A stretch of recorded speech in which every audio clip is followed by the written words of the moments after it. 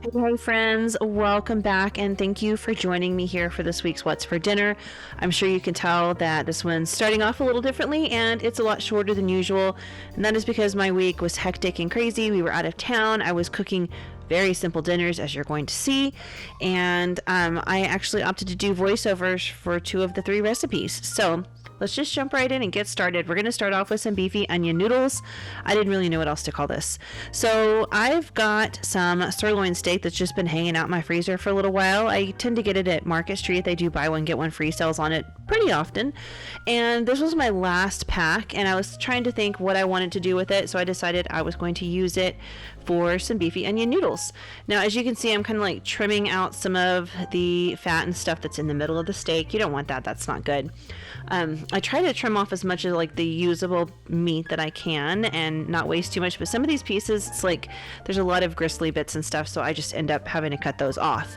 So once I get these down into nice bite-sized strips, we're going to load these into our slow cooker.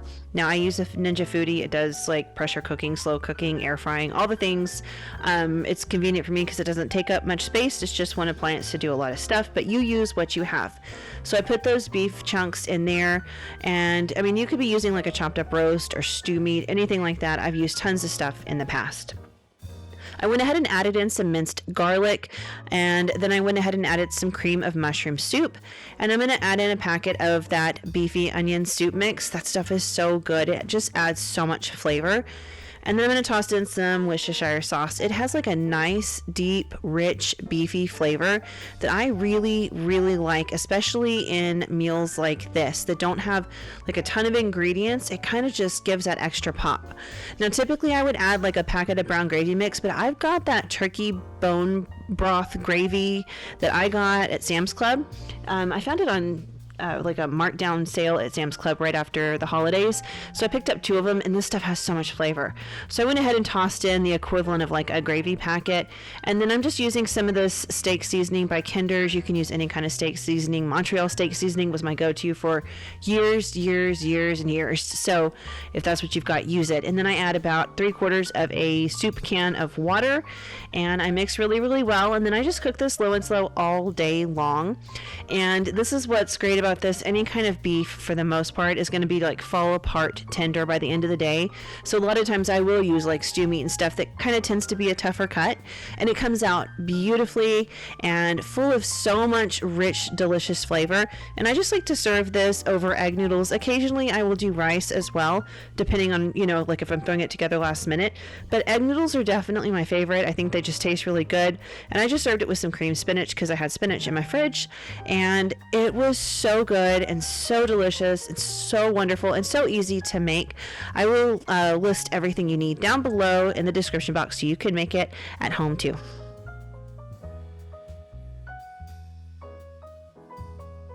Hey friends, welcome back to the kitchen. We are making a quick and easy dinner tonight. It's just going to be some teriyaki salmon. I just got home from visiting my mom, and we've got Awanas in a little bit, so I need to get something out pretty quickly so that we can eat dinner before we go. And this meal is so easy. So I took the salmon out to thaw before I left. This is fresh broccoli that I had in my fridge. I've just made sure it was like mostly bite-sized pieces. I'm gonna season it with some garlic salt. Definitely some garlic salt. And I am definitely a little heavy-handed. You don't have to be this heavy-handed. That's just how I am when I season these vegetables that I'm gonna roast. Let's see, I'm trying to think if there's really anything else. I think I'm gonna throw a little bit of smoked paprika on there because I think that's actually gonna blend pretty nicely with the teriyaki salmon, and just to kind of change things up because usually I do the same seasonings over and over. So we'll do this tonight. And you'll notice that I do have some empty space over here. The salmon will be going over there. My oven is at 400. My broccoli is going in. I'm gonna let this go for probably a solid 15-ish minutes before I even think about putting the salmon on. That way the broccoli has time to cook because it's raw. All right, here is my salmon. It's just one big piece, and then it's actually bigger than this. And then I cut it up and I freeze it in my little, what do you call them? Like the airtight, the vacuum sealer bags. Wow, like words are hard today, y'all. but I just like divide it up into portions that I like and just put it in here. So I've got to still, well, I don't have to, but I choose to cut this into the serving sizes that I want. And then this is our favorite, sorry, my kids are moving furniture. This is our favorite teriyaki sauce. So I'm just gonna kind of let this marinate in this teriyaki sauce for a little while, and I will most likely add a little bit more on before we pop it in the oven. All right, so this is just the cutting board I used whenever I was chopping up the broccoli. I'm just gonna use that again because we're gonna eat it all together anyway, so I feel like, you know, it doesn't matter that much. And I'm usually the queen of I don't want my food touching, but in this particular instance, I'm actually making like teriyaki salmon bowls, so it's all going together at the end of the day.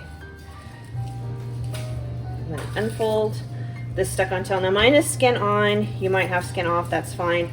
I actually like the skin off a little bit better, but usually it's more cost effective for me to just buy a whole fillet like this and the skin still on it. Sometimes I find a couple of pin bones in here and I'll just pop those out real quick, no big deal.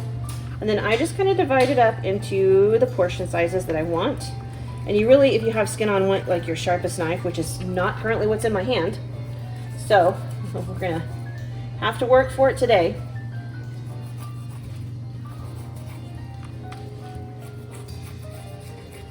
There we go. And I'll just set them off over here on this plate. And then we'll get some teriyaki sauce on them. So salmon is actually, or used to be, one of our very favorite meals, but you know, like everything this year, the price has gone way, way, way up. So we have not been eating it as often, but I'm gonna start trying to keep my eyes open for some salmon that's like on sale and stuff more often, because I sure do miss having it. All right, so I've just got this on a, sorry, I bumped the camera. I've just got this on a plate, and I'm just gonna pour some of this teriyaki sauce over the top so it can just kind of sit on it and flavor it for a little while our broccoli does its thing. And I'm also gonna get some rice going, probably just in my pressure cooker because it's sitting on the counter next to me and it's easier than pulling anything else out at this moment. So that is likely what I will do. And like I said, this is just going to kind of have a few minutes to marinate, and then I will add a little bit more before I bake it, so it'll have that really nice flavor to it. Unless I guess I might not need any more. We'll see. This is real thick. The other stuff I used to buy was actually a lot more liquidy. This might adhere to it pretty well. So our whole dinner is just going to be the broccoli, the salmon over rice. You can add some soy sauce, you could add some sriracha, you could add some extra teriyaki sauce, whatever you want to add. If you've got some egg rolls, a lot of times I will pull them out of my freezer and serve them with a meal like this. I just happen to be out, sadly. But that's okay. We're still gonna have a great dinner and I'm looking forward to it. So I'm just gonna let these hang out for probably about 15 more minutes and then we will pop them in. I cook them at 400 as well for about 10 minutes, sometimes 12. These are a little thick, so I would probably do closer to the 12-minute mark, but I'll just let them sit on the counter. All right, so this is my Ninja Foodie. I've got 2 cups of rice and 2 1/4 cups of water in here. I know a lot of Instant Pots, pressure cookers, they all say like equal amounts of rice and water, but I find that my rice like gets dried out and hard very quickly if you don't eat it right away. And I mean, like, if you've got this sitting on the counter for 20 minutes waiting for the last person to stagger in and make their bowl, it gets hard. So I always add just like that extra 1/4 to 1/2 cup of water, and I've been very successful with that. I'm also going to add some of this rice vinegar. I find when I add this in my pressure cooker, it really kind of, after I've rinsed my rice, it can still get gummy, but it tends to do better when I add this in, but also because I am making an Asian inspired meal, I'm going to add a little bit in there just for flavor, just to kind of mimic the flavor of like a sushi rice. I could make sushi rice. I have all the ingredients, but I really just like regular old white rice. So that's what we're going to do. Okay, I just pulled this out. It's about halfway done. It's got a little color on the bottom half, so I flipped everything over so we can get a little color. If you don't like yours with any color, you don't have to cook it as long. We do. We love a little color to it. I know not everybody's that way. So I feel like this salmon's going to be fine the way it is. I'm just going to go ahead and plop it on here. Just like so.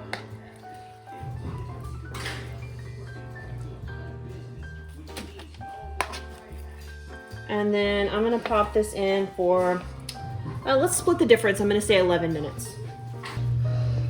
All right, it has been the 4-minute cook time plus like the 2 or 3 minutes it took to come up to pressure. It doesn't take long. So I just like to kind of fluff it and, you know, like toss it around a little. And then I just pop my lid back on and let it sit there with my machine completely off until I'm ready to serve dinner. If I can do 10 minutes like that, perfect. If I can do a little bit longer, that's okay too. We're gonna go for 10 minutes. All right, there is dinner. We've got that salmon perfectly cooked, some roasted broccoli, and some plain white rice. I'm super excited about this. This is definitely one of our favorites. We love salmon, so it's gonna be so good. Rachel, it is the last meal of the week, sausage, pepper, and onion sandwiches. These are something I've been making for as long as I can remember. They used to be incredibly cheap to make. Sausage, of course, is a little bit more expensive, as are bell peppers, but it's still not bad, and this comes together so fast. So I went ahead and just diced up. I had the mini sweet peppers. Those are my favorite for this, but I mean, green bell peppers is what I used for a long time because we were on a very tight budget. And then I had small onions. For whatever reason, my bag of onions was very small, so I just sliced up 2.